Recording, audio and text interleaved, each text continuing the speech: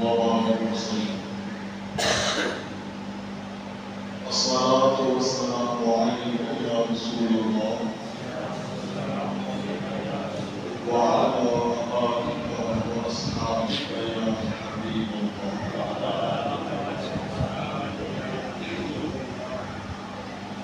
بخمسة أوفي بها حق الوفاء الحاطمة المصطفى والمرتضى وبناهما والفاطمة. اللهم صل على سيدنا محمد عدد الجود والكرم وآله وأصحابه وبارك وسلم.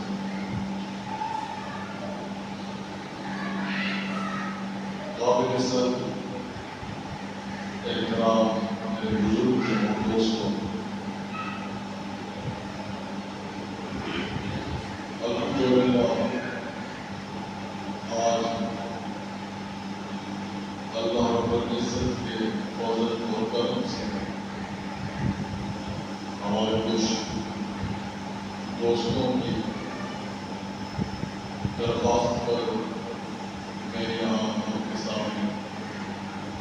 مسجد اعلیٰ حاضر نشر حاصل کر رہا ہوں۔ رب کریم ہم سب کی حاضری کو اپنی بارگاہ میں قبول فرمائے۔ آج محرم الحرام 21 تاریخ ہے اور ماہ محرم الحرام میں آخری جمعہ مبارک ہے۔ رب کریم ہمیں اس ماہ مبارک کی اور اس مبارک دن کی برکتوں سے رحمتوں سے ہم سب کو ہمارے تمام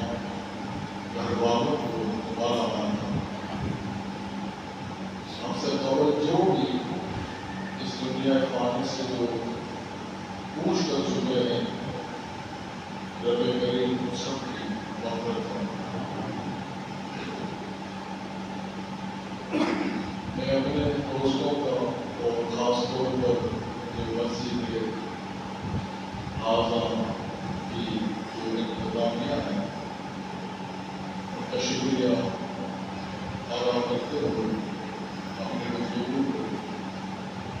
آگے بڑھا رہا ہوں۔ محرم الحرام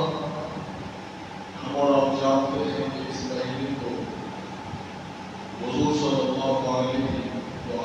وسلم کی اولاد پاک سے ایک خاص نسبت حاصل ہے کہ اسی مہینے میں آپ صلی اللہ علیہ وسلم کی آل پاک کو کربلا میں میدان شہید کیا گیا۔ آج اسی مہینے کا یہ آخری جمعہ ہے، تو آج بھی کہنے کے اضحیٰ کی بارگاہ میں اس مبارک موقع پر خراج عقیدت پیش کرنے کی سعادت اس لیے سے حاصل کر رہا ہوں کہ رب کریم ہم سب کو سیدنا کائنات کی بھری خیرات عطا فرمائے۔ حضور علیہ السلام کی جو پہلے بیت ہیں، جو آل پاک ہیں، اللہ رب العزت نے چند ایسی خصوصیات عطا فرمائی ہیں جو یقیناً یہ انہیں کا حصہ ہے۔ قرآن کریم کے متعدد مقامات پر اللہ تعالیٰ نے حضور علیہ السلام کی آل پاک کا ذکر فرمایا، اور جو آیت کریمہ میں نے پڑھنے کا جو شرف حاصل کیا، اس میں اللہ رب العزت نے اپنے نبی صلی اللہ علیہ وآلہ وسلم کی آل پاک کی پاکیزگی کا، طہارت کا ذکر فرمایا۔ اللہ رب العزت نے فرمایا کہ نبی کے گھر والوں اللہ تبارک و تعالی یہی چاہتا ہے کہ تمہیں ہر طرح کی ناپاکی سے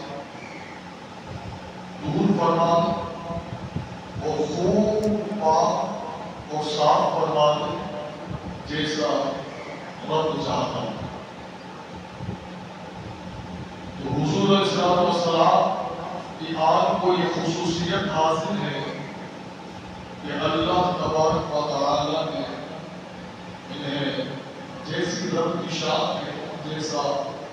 رب چاہتا ہے ویسا پاک فرمایا۔ ہر قسم کی ناپاکی کو دور فرما دیا اور خوب پاک اور صاف فرما دیا، جس کا ذکر تعالیٰ نے واضح انداز میں قرآن مجید میں فرما دیا۔ قرآن کریم میں اللہ رب العزت نے ایک مقام پر فرمایا قُلْ لَا أَسْأَلُكُمْ عَلَيْهِ أَجْرًا إِلَّا الْمَوَدَّةَ فِي الْقُرْبَى کہ اے محبوب صلی اللہ علیہ وآلہ وسلم آپ اپنے غلام کو یہ فرما دیں کہ جتنے تم پر احسانات کیے ہیں اس کی کچھ اجرت طلب نہیں کرتا مگر اہل بیت کی محبت۔ اس آیت کریمہ اس کو آیت محبت کہا جاتا ہے۔ اس کے تحت علماء کرام فرماتے ہیں کہ یہ کوئی آیت کریمہ ہے کہ جس کے تحت حضور علیہ السلام کی آل پاک کا احترام یہ سب کے لیے ضروری ہے۔ اور یہاں پر تعالیٰ کا یہ حکم ہوا کہ اے محبوب آپ کی فرما دیجیے، اپنے غلاموں کو آپ کی حکم کیجیے کہ جتنے احسانات تم پر کیے تمہیں جو کچھ عطا کیا گیا ہے یقیناً یہ سب کرم حضور علیہ السلام کا ہے۔ تمہیں جو کچھ ملا عزتیں ملی، شہرتیں ملی، یہاں تک کہ تمہیں جو ایمان ملا، قرآن ملا، اس کے بدلے میں اگر تم کچھ حضور کو پیش کرنا چاہتے ہو تو حضور صلی اللہ علیہ وآلہ وسلم نے اللہ کے حکم سے یہ فرمایا کہ جتنے تم پر احسانات کیے گئے ہیں میں اس کا کچھ بدلہ تم سے نہیں مانگ رہا ہوں، بلکہ خود رسول اللہ صلی اللہ علیہ وآلہ وسلم کو عطا فرمانے والے ہیں۔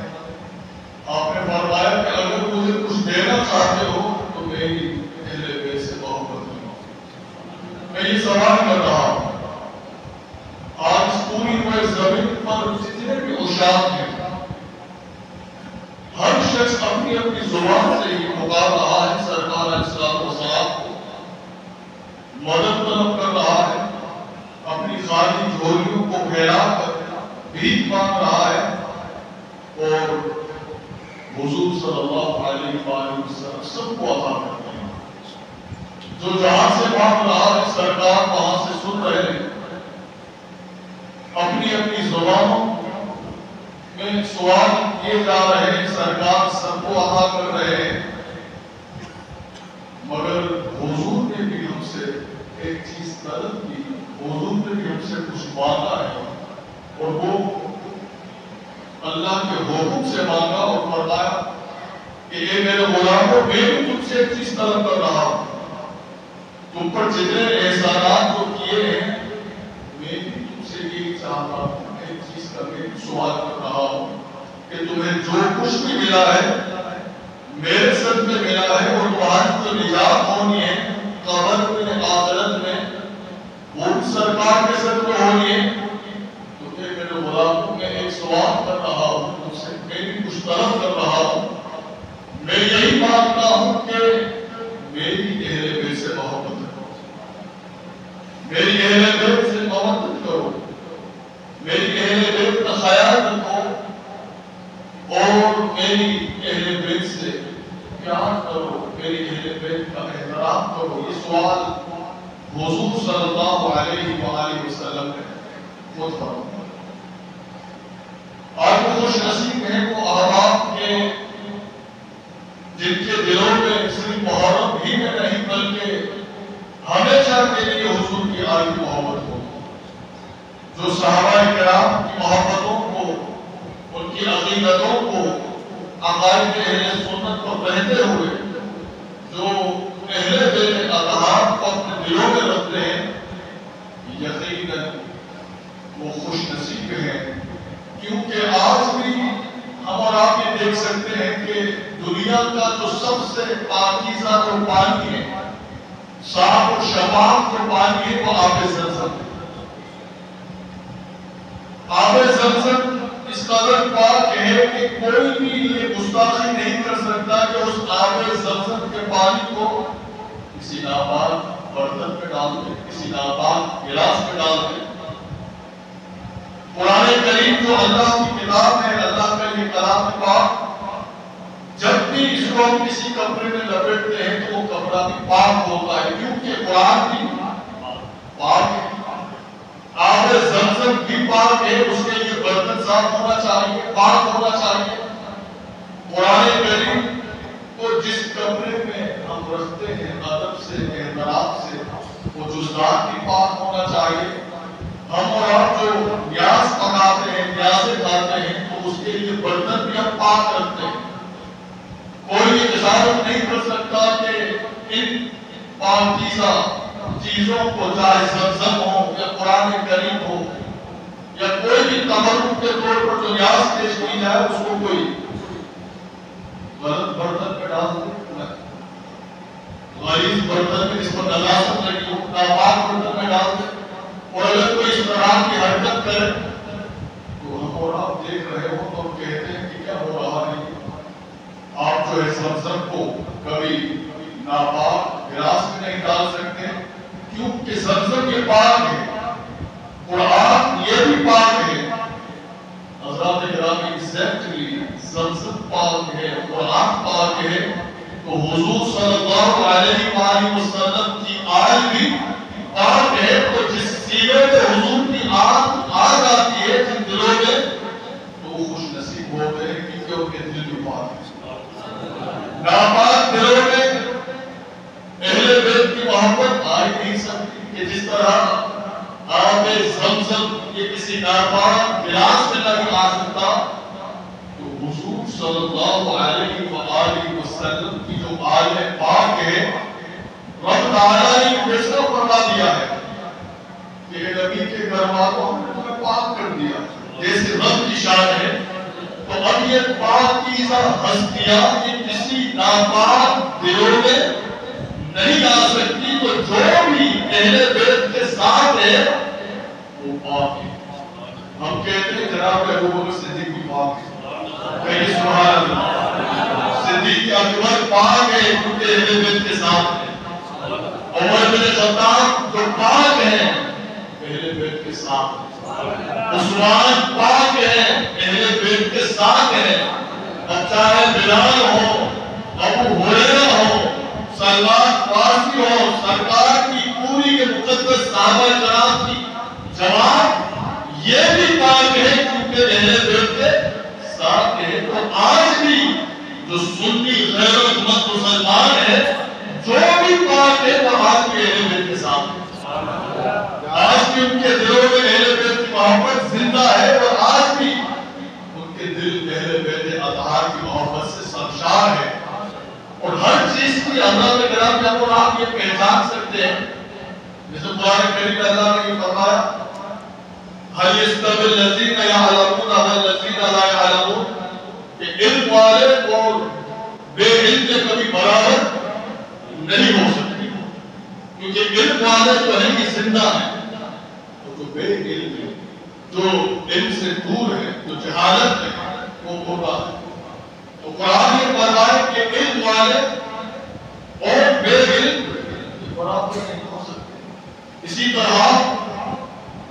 پاک اور ناپاک، اللہ تعالیٰ رب العزت نے فرمایا کہ پاک اور ناپاک یہ بھی برابر نہیں ہو سکتے۔ اب اس دور میں پہچاننا چاہیں تو اس طرح پہچانیں۔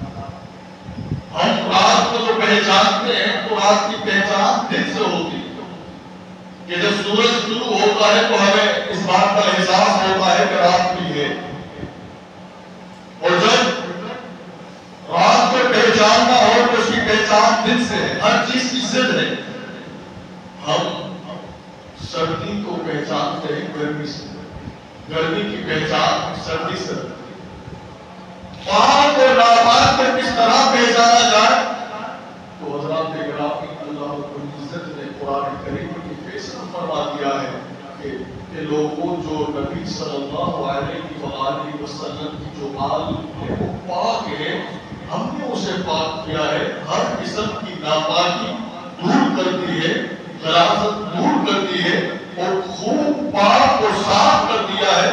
جیسا رب چاہتا ہے تو اس دور میں بھی ہم پہچان سکتے ہیں کہ پاک اور ناپاک کون ہے، تو خدا کی قسم کہ آج بھی جو اہل بیت اطہار کے ساتھ ہے، جو ان پاکیزہ ہستیوں کی محبتوں کو دلوں میں رکھتا ہے تو سمجھ لیجیے وہ پاک ہے، اور جنہوں نے ان سے دوری اختیار کی ہوئی ہے، لیکن کس طرح سے دوری اختیار کی ہوئی کہ کچھ لوگوں کو اعتراض ہوگا۔ اس بات کا اعتراض یہ ہمارے سنیت کے اندر نہ جانے کہاں سے یہ بیماری آ گئی کہ اگر اہل بیت کا ذکر زیادہ کیا جائے تو کچھ اور کھاتے ہیں، اگر صحابہ کا ذکر کیا جائے ورنہ اہل سنت کا جو مزاج رہا ہے کبھی اس پہ شک و شبہات نہیں ہوئے، بلکہ ہم یہی عقیدہ رہا ہے کہ اہل سنت کا ہے بے محبار اصحاب حضور نجم ہے اور ناؤ ہے اطرت رسول اللہ کی، کہ جب صحابہ کا ذکر ہو صحابہ کرام کے ذکر میں کسی بھی اہل بیت اطہار کے کسی شخص کی مقدس فرد کی توہین نہ ہونے پائے۔ اسی طرح کہ جب بھی اہل بیت اطہار کا ذکر ہو تو صحابہ کرام میں سے کسی کی توہین نہ ہونے پائے، اور نہ ذہنوں میں یہ بات آنی چاہیے کہ یہ زیادہ اہل بیت کا ذکر کیوں ہو رہا ہے، جو آج کل ہو رہا ہے اکثر یہ ذہنوں میں یہ بات آتی ہے کہ بھائی زیادہ ذکر ہو رہا ہے، زیادہ علی کیوں ہو رہا ہے، زیادہ حسین کیوں ہو رہا ہے، یہ زیادہ سیدہ کا ذکر کیوں ہو رہا ہے۔ اسے چاہیے کہ اپنے ذہن کا علاج کرائے، کیونکہ قرآن کریم جن کی پاکیزگی کا اعلان کرے، رسول اللہ صلی اللہ علیہ وسلم منبر پر بیٹھ کر جن کی فضیلت بیان فرمائے اور ہر دور کے بڑے بڑے اولیاء کرام ان کے ناموں کو اپنا ورد بنائے، یقیناً وہ سرکار کی آل پاک ہے۔ تو جس کو یہ وہم ہو، جس کے ذہنوں میں یہ باتیں آتی ہوں تو اسے چاہیے کہ کبھی وہ اپنے ایمان کا محاسبہ کرے۔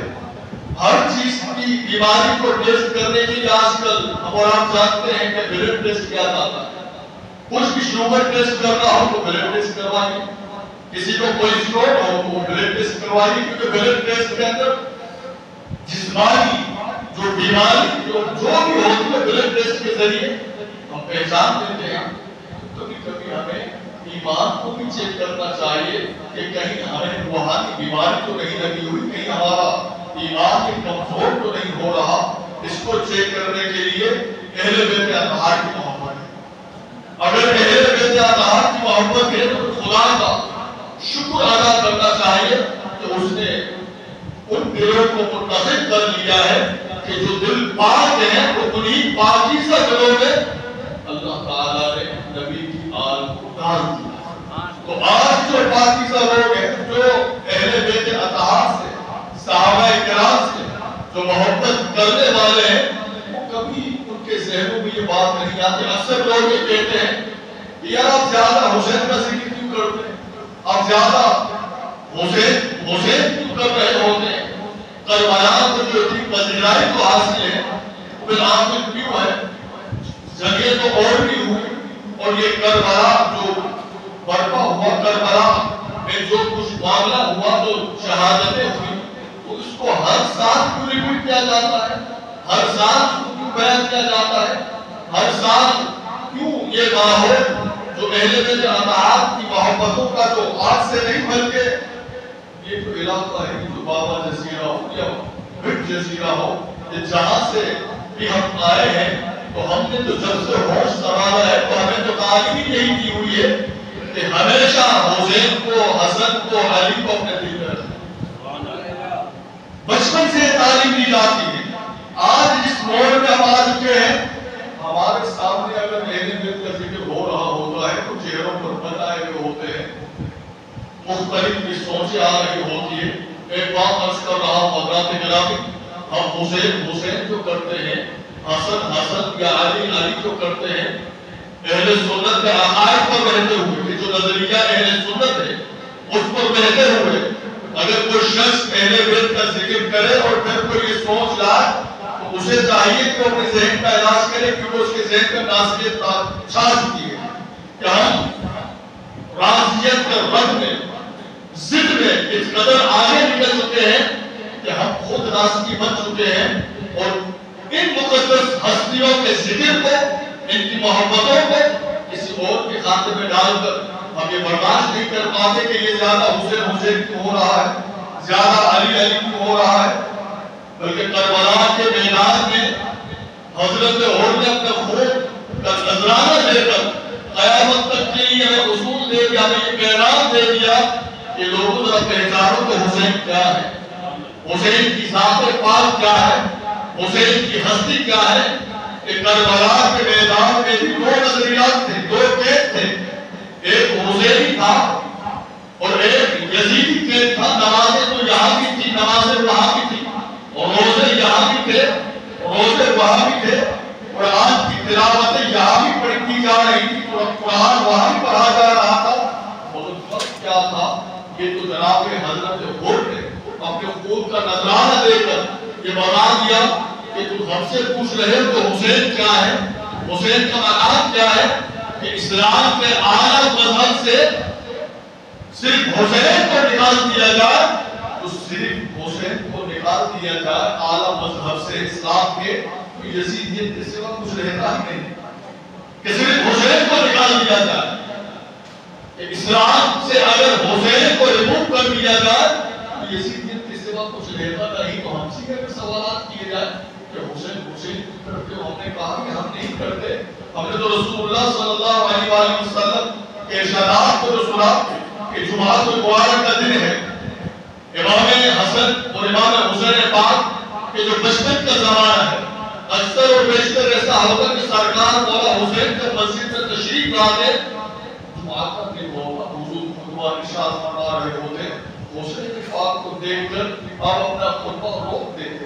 آپ اسٹاپ کر دیتے، اور ایک مرتبہ ایسا ہی ہوا کہ آپ خطبہ ارشاد فرما رہے، سرکار مولا حسین بچپن کے زمانے میں آ رہے ہیں مسجد نبوی شریف میں، اور مسجد کی مسجد نبوی شریف صحابہ کرام کی مقدس زمان سیدہ کے دولت قدر کا دروازہ کھلتا ہے، وہاں حسین پاک اپنے ننھے قدموں سے حضور کی جانب بڑھ رہے ہیں۔ حضور علیہ السلام نے دیکھا کہ حسین آ رہے ہیں، زمانہ بچپن کا ہے، آپ خود منبر سے نیچے تشریف لائے، حسین پاک کو آپ نے بلایا اور پھر منبر پر آپ دلو افروز ہوئے، اپنی مبارک گود میں بٹھا کر کچھ دیر کے لیے آپ نے خطبہ منقطع فرما دیا، خطبہ روک کر آپ نے بولے کہ توجہ دلائی کہ میرے غلام پہچانو کہ حسین کیا ہے۔ آپ خطبہ منقطع کر کے آپ کچھ دیر کے لیے آپ امام علی مقام کو اپنی گود مبارک میں رکھ کر اب خاموش رہے، اور پھر دوبارہ آپ نے خطبہ ارشاد فرمایا۔ اب یہ وہی ادا ہے کہ آج بھی جمعہ کے دن جو دو خطبے جو دیے جاتے ہیں، ان دونوں خطبوں کے درمیان تو امام کچھ دیر کے لیے خاموش ہو جاتا ہے، کیوں ہوتا ہے؟ یہ جو سنت مصطفیٰ علیہ السلام، کیونکہ امام حسین بچپن کے زمانے میں حضور کی مبارک گود میں آئے، جمعہ کا مبارک دن ہے، منبر پر جلوہ افروز ہے، سرکار حسین جب گود میں آئے تو سرکار حسین کے لیے کچھ دیر کے لیے خاموش ہو گئے، گویا کہ بتانا چاہ رہے ہیں کہ میرے غلام حسین کو پہچانو، کہ اس کا مقام اور مرتبہ یہ ہے کہ حسین کو اگر ایک جملے سے نکال دو تو جمعہ نہیں ہوگا۔ یہ جو خطبہ جو شرط ہے، یہ جو سنت ہے، اس میں بھی یاد حسین کی ہے، جمعہ میں بھی یاد حسین کی ہے، حسن کی ہے، تو ان کے بغیر تو ایک جمعہ نہیں ہوگا، تو پھر ہم پورا اسلام کیسے سمجھ پائیں گے؟ آج دن تک منبر پر جو خطیب جو بھی امام جو بھی عالم جب خطبہ دے رہا ہو اور درمیان میں وہ بیٹھ جاتا ہے خاموش ہو جاتا ہے تو سمجھ لیجئے کہ یہ بھی حضور کی جو سنت ہے یہ وہی سنت پاک ہے کہ جو حسین کو مبارک بول کے سرکار نے بتایا کہ آج دن تک ہم اسے یاد رکھتے ہیں. تو حضرات گرامی ہمیں اپنے نظریے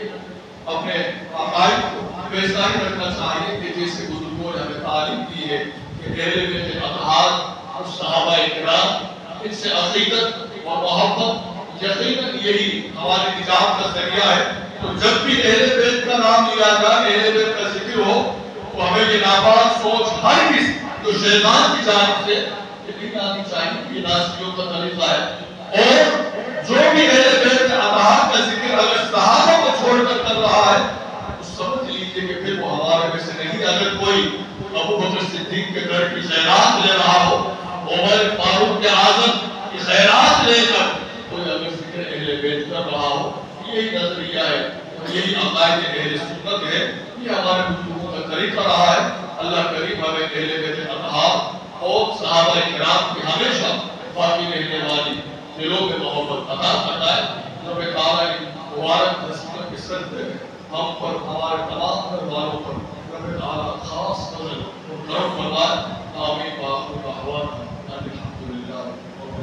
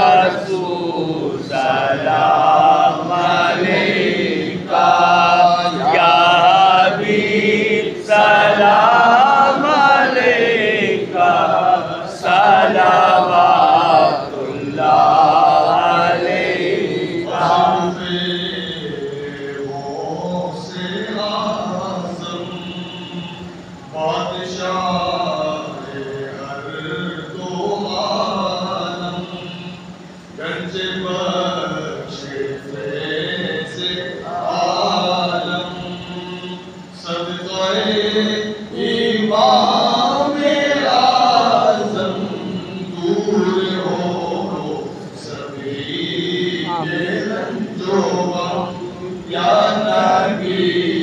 سلام علیکہ یا رسول سلام علیکہ یا حبیب سلام علیکہ صلوات اللہ علیکہ السلام علیکہ یا سیدی یا رسول اللہ سید باقر شاہ دولہا سید باقر شاہ دولہا یہ وہ در ہے کہ جس در پر بدل جاتی ہے تقدیریں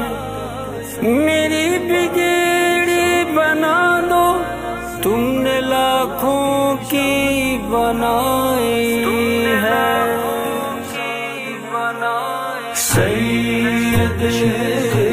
باقر شاہ دولہا سید باقر شاہ دولہا آج تیری شادی کی محفل سجی ہے سید باقر شاہ دولہا سید باقر شاہ دولہا آل نبی ہو تم زہرا کے پیارے آل نبی ہو تم زہرا کے پیارے حسنی حسینی ہو راج دلارے جد آلہ آپ کے